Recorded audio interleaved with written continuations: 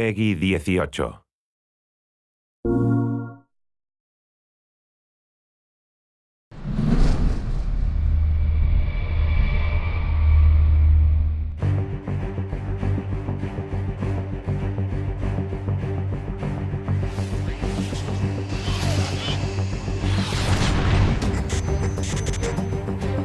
For the first time, the PS Vita really provided a mobile platform that was capable of really offering a proper FPS experience.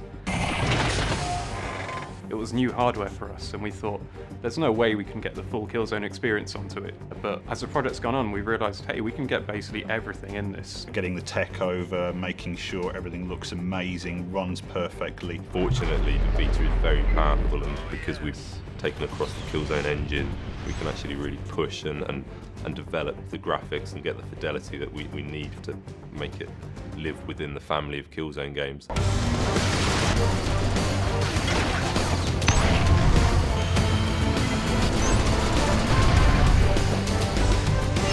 It's pretty surprising how much detail you can make out on the screen, even if you think it's just a handheld. The screen's pretty big and really clear, so when you're holding it that close, in some ways it's the equivalent to sitting, 10 feet away from a TV screen. You assume that you can barely make out any of the little fine details, but you really can. It's still a really high-definition platform. There's an intro to one of the missions that sees you dive in and on a kind of wingsuit.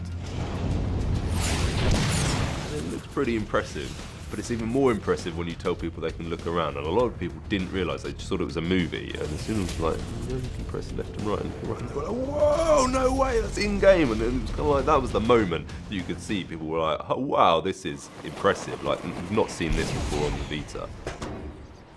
I think the handheld platform really allowed us to look at the underlying structure of the Killzone game and reimagine it as an experience that can be played anywhere, anytime, and kind of in any way.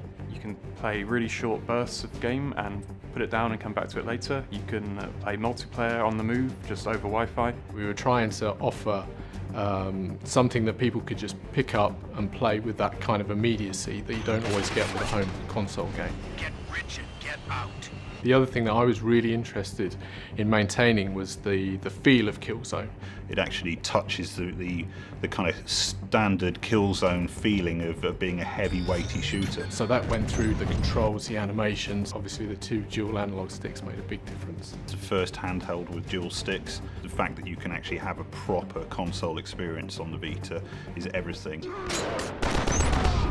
You can actually get really fine aim adjustments by tilting the Vita ever so slightly. So lining up that perfect headshot.